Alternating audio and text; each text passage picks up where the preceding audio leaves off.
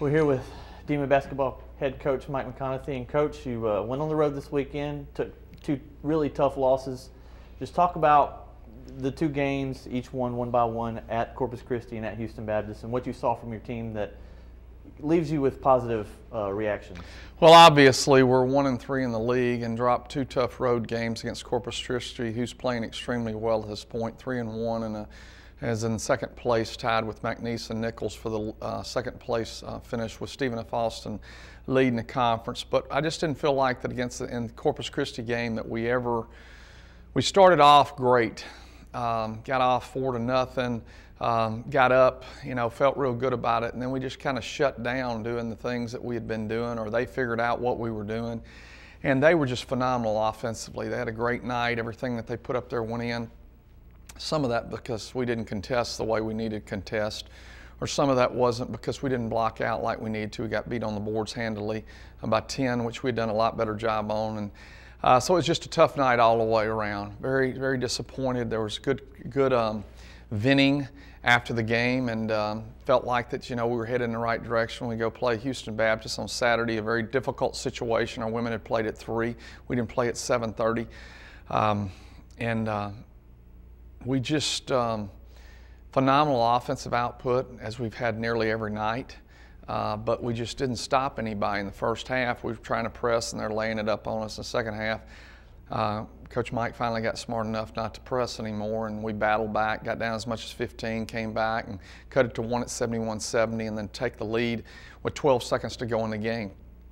And we don't get the last rebound, and they end up putting it in. And we have 2 games that if we get the last rebound, we're 3-1 versus 1-3. So that's how close this team is to being in pretty good shape. But we've got to have a resolve that we're gonna get stops, and we're gonna rebound the basketball, because scoring is not a problem for us.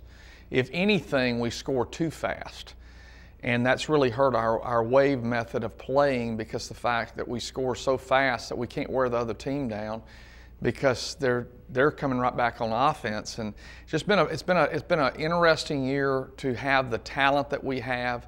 Great kids, awesome kids, but we've got to find the right blend, or find our niche, or whatever it is defensively, whether it be half court, whether it be zone, whether it be full court, whatever. We've got to find the right mixture to be able to be successful defensively. You talked about some of your players. One specific one that stands out is Zeke Woodley. He's had 20-plus points in all of the last 3 games, including 30 against Lamar. What's been the difference for him since you've opened conference play?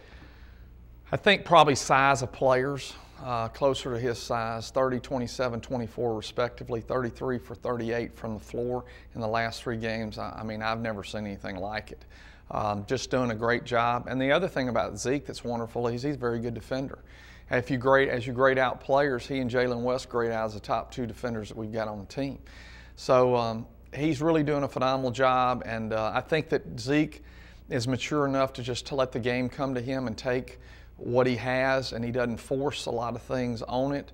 And that's a great quality to have, and it makes him that much better. But I also think that it's good because he's got Daquan Hicks over there that can score the basketball. He's got Jalen West that can score the basketball. He's got Bryson Weiss that can score the basketball. He's got some other players that come in and make shots, to where you just can't totally put it on him. You got to stop this guy because other people are scoring as well.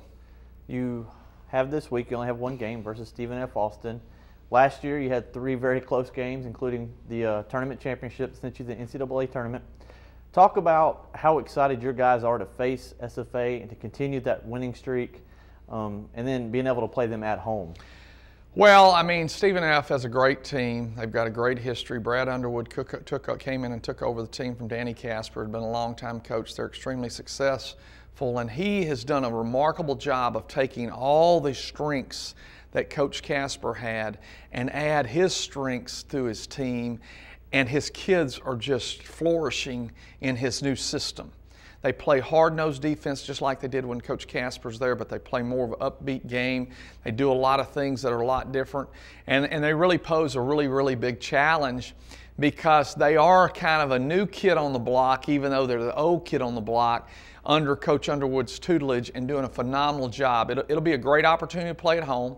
Hope we'll have a great crowd against a very, very good team. I think they're 14-2 right now, or maybe 15-2, I'm not sure, which we felt like they would probably be there. And I've just done a great job, and we're very excited about playing a league leader. Thank you, Coach, and good luck this week.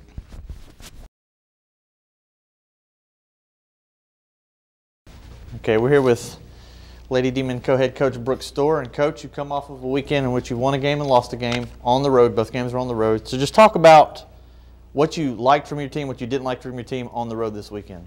Well, I thought, we did a very good job of focusing and concentrating and being ready to play on Thursday at Corpus Christi. You go into, a long trip, and I think, it's probably one of the more difficult trips in the league road swings. I thought they came out ready to play. We did not start the game the way I would like to. I mean, I think we get down 20-9, but I really liked our resiliency and the fact that we battled back. And it started on the defensive end. We went to a zone and held them scoreless for 11 and a half minutes, somewhere around in there. And I really felt like that ignited some energy with our team and felt like it gave us some confidence on the offensive end of the floor. And we were able to build on that lead, took a lead into halftime, and then built on that lead in the second half.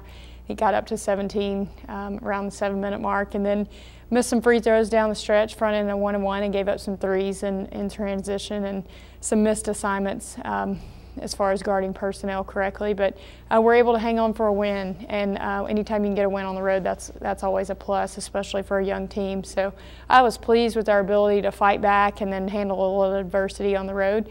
And then, it's a quick turnaround on Saturday, and I felt like we were ready to play. Felt like, we'd go out and execute well, and we missed some easy shots. Give Houston Baptist credit; they did a good job defensively, and their kids were hungry for a win. I don't think we rebounded the ball the way we are capable of, and we didn't defend very well. And when you don't do those two things on the road and you miss free throws, you have to shoot a very, very high percentage. And we have been shooting a high percentage from the field, but we didn't on Saturday. And as a result, we didn't do the things we needed to do in order to get a road win. All right, this weekend, or this week actually, because you have one game this week. I'm sure you're ready for your much-needed break. You have SFA here. So just talk about playing the conference leader this early in the conference season. Well, I think, all of us felt like going into the season, SFA would be very tough. They have everybody coming back and arguably the best post player in the league. But I think what has been the biggest thing for them is their balanced scoring from the perimeter. I think they're getting increased scoring from Tierney Henderson and Brittany Matthew, and that's really helped them. Henderson's been tremendous for them in conference play. She's averaging a double-double. I think she's really knocked down some big shots for them in games where teams have cut into their lead, and it's been a close game, and she's hit a couple of threes that have been daggers for the opposing team, and she's been very good for them, very consistent. They defend very well. They're going to be extremely physical. It's going to be a tough matchup for us. I feel like there's some things that we can do, some adjustments that we can make, but we're going to have to defend extremely well. We're going to have to rebound. They're going to look to get the ball up the court and transition quickly, look for easy baskets, and obviously post touches for Portia Roberts. And then we've got to contest the three with Henderson and Matthews. So it's going to be a difficult matchup for us. But, as we get better and as our team continues to focus this week on our opponent, I think we'll be ready for SFA. All right. SFA, like I said, is a conference leader, but they're also a big-time rival for this program. Just talk about, is it good or bad for your team to be able to play them at home first instead of playing at their place first? Oh, I'd love to play every game at home. Our kids have a sense of comfort being at home, being in their own gym, being in their own beds, and I think we have a great home court advantage. I think our fans have been tremendous for us just in the short time we've been here. As far as the rivalry, I think, when you look back to those great matchups throughout the years with Coach Smith and Coach Blair and Coach Smith and Coach Chadwick, all those teams really had some battles, and they were usually for first or second place in the league, whether it be in the regular season or the tournament. And it is a big deal. We'll talk to our kids about that. They understand that from a football standpoint too, and they've been a part of that as student athletes. So it is a big deal because of the rivalry, but you know, I think the biggest thing is it's our next game and it's our next opponent, and we'll have all of our focus on SFA, and hopefully having, you know, only to prepare for one opponent this week, we'll be that much more mentally focused. All right, thanks, Coach. Good luck. Thank you.